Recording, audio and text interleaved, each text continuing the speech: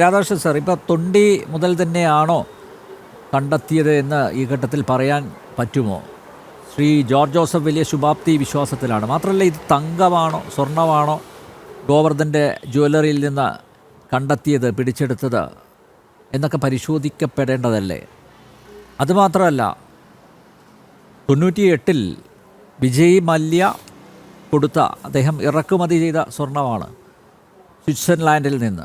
ആ സ്വർണം തന്നെയാണോ ഇപ്പോൾ SIT കണ്ടെത്തിയത് എന്നതൊക്കെ പരിശോധനയ്ക്ക് വിധേയമാക്കപ്പെടേണ്ടതല്ലേ?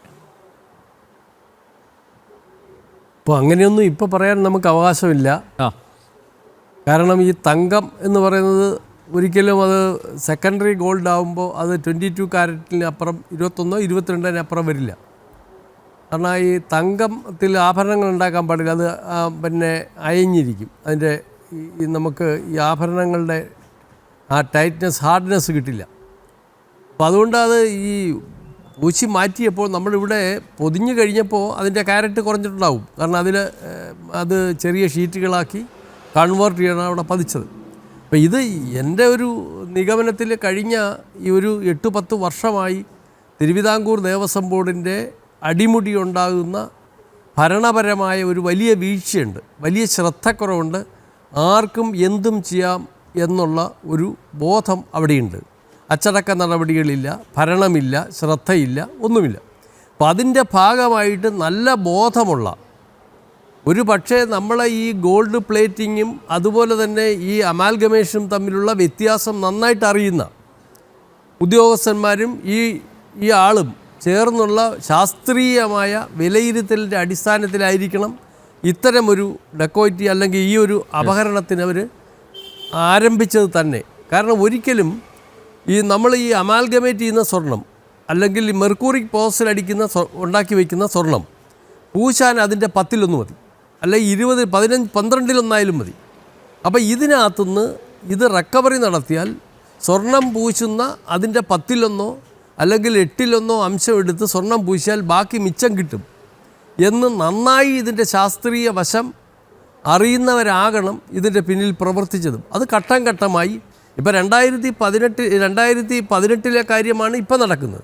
ഇപ്പം ഇതിനു മുമ്പിട്ട് പറയുന്നു വേറെ അയ്യപ്പ ചരിതങ്ങളുണ്ട് ഭിത്തികളിലുള്ള, അതെടുത്തിരിക്കുന്നു. മുകളിലുള്ള സ്തൂപിക എടുത്ത് പമ്പയെ വെച്ച് ശരിയാക്കിയിരിക്കുന്നു. ഇങ്ങനെ പല കാര്യങ്ങളും പറയുന്നു. ഇതിൻ്റെ ഇടയ്ക്ക് കഴിഞ്ഞ ബോർഡ് പ്രസിഡൻറ്റിൻ്റെ മകനെ ഏൽപ്പിച്ചുകൊണ്ട് യോഗദണ്ഡും ആ രുദ്രാക്ഷമാലയും നന്നാക്കാൻ ഏൽപ്പിച്ചൊരു ഉത്തരവിറക്കിയിരിക്കുന്നു. ഇങ്ങനെ നിരന്തരം ഇത് ആവർത്തിക്കപ്പെട്ടിരിക്കുകയാണ്. അപ്പോൾ ഇതെന്താണ് ഇവിടെ ഈ 2018 നമ്മളെ സംബന്ധിച്ച് ഇത്രയുള്ള ഒരു ശ്രദ്ധയിൽപ്പെട്ടതും അന്വേഷണം വന്നതും ഇതുപറ്റി. ഇനി ഇതിന് മുമ്പുള്ളത് ഇതിനേക്കാൾ വലിയ ഗുരുതരമായ വിഷയങ്ങളാണ് ഇനി വരാനുള്ളത്. ഇപ്പോൾ ഈ ദ്വാരപാലക വിഗ്രഹത്തിൽ മാത്രമുള്ള റിക്കവറി ആയിരിക്കും ഈ സ്വർണം. ഇനി ഈ പിന്നെ ശ്രീകോവിലിൻ്റെ പാളികളിലും കട്ടളപ്പടികളിലും ഇതൊക്കെ പലപ്പോഴായിട്ട് ഇളക്കിയിട്ട് പോയിട്ടുണ്ട്. അല്ല, പക്ഷേ ഈ ഗോവർദ്ധൻ പറയുന്നത് സാർ, ഈ ദ്വാരപാലക വിഗ്രഹങ്ങളിലെ സ്വർണ്ണമാണ് എന്നതിനെക്കുറിച്ചൊന്നും എനിക്കറിയില്ല. എൻ്റെ അടുത്ത് ആകെ പറഞ്ഞത്, പോറ്റി പറഞ്ഞത്, ഒരു വാതിൽ പണിത് കൊടുക്കണം, സ്വർണ്ണവാതിൽ പണിത് കൊടുക്കണം. ആ ഒരു നിർദ്ദേശം വെച്ചു. ഇദ്ദേഹം അയ്യപ്പ ഭക്തനായതുകൊണ്ട് തേക്ക് മരത്തിൽ പണിത ശേഷം അത് കോപ്പർ പ്ലേറ്റ് പാകി പിന്നീട് സ്വർണം പൂശി എന്നാണ് അദ്ദേഹം പറയുന്നത്. അപ്പോൾ ഇവിടെ ഈ UV ഗ്രൂപ്പുകാർ ചെയ്ത ഒരു സാധനം ഇവിടെ ഉണ്ടാവണമല്ലോ. അതേ സ്ട്രെങ്തിലുള്ള സാധനം ഇവിടെ ഇല്ലല്ലോ. അതെ. അപ്പോൾ അതെവിടെ പോയി? അപ്പോൾ അതിൽ കൂടുതൽ സ്വർണം ഉണ്ടാവണം, കട്ടളപ്പാളിയിൽ കൂടുതലുണ്ടാവണം. ഇത് ഭിത്തികളിലുള്ള അയ്യപ്പ ചരിതങ്ങൾ പൊളിച്ചിട്ടുണ്ടെങ്കിൽ അതിൽ കൂടുതലുണ്ടാവണം. പിന്നെ മുകളിലുള്ള സ്തൂപികയിലുണ്ടെങ്കിൽ അവിടെ ഉണ്ടാവണം.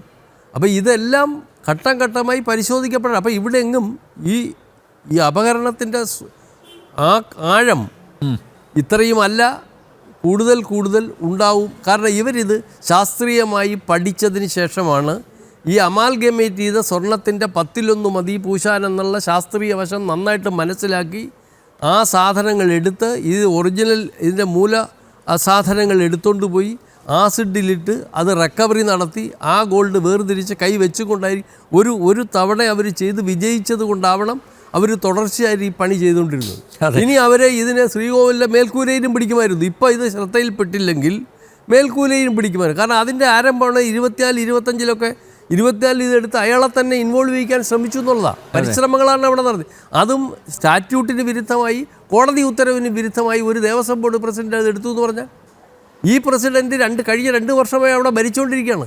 അപ്പോൾ അദ്ദേഹം വളരെ വ്യക്തമായി പറയുന്നു, അയ്യപ്പൻ്റെ ഒരു തരി സ്വർണ്ണമായാലും ഞാൻ പിടിച്ചെടുക്കും.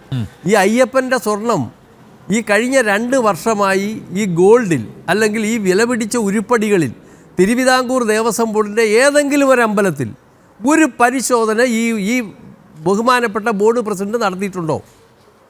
ഏതെങ്കിലും ഉദ്യോഗസ്ഥന്മാർ ചെയ്തിട്ടുണ്ടോ, പരിശോധിച്ചിട്ടുണ്ടോ? അതാണ് വിലയിരുത്തേണ്ടത്. അടിമുടി ഇത്തരം കാര്യങ്ങളിൽ അലക്ഷ്യമായ സമീപനം സ്വീകരിച്ച ആളാണ് ഇപ്പോൾ പറയണത് ഞാൻ ഒരു തരി പിടിച്ചുകൊണ്ടിരുന്നത്. എവിടെ ഒരു തരി പിടിക്കാൻ?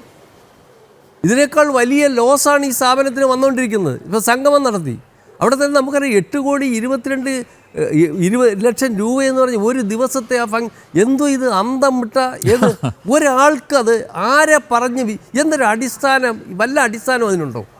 ആ ചെലവുകൾക്ക് എന്തെങ്കിലും 300 കോടി കൊടുത്തു കഴിഞ്ഞു. ഇതിനെന്തെങ്കിലും ഒരു അടിസ്ഥാനം നമുക്ക് പറയാൻ പറ്റുമോ?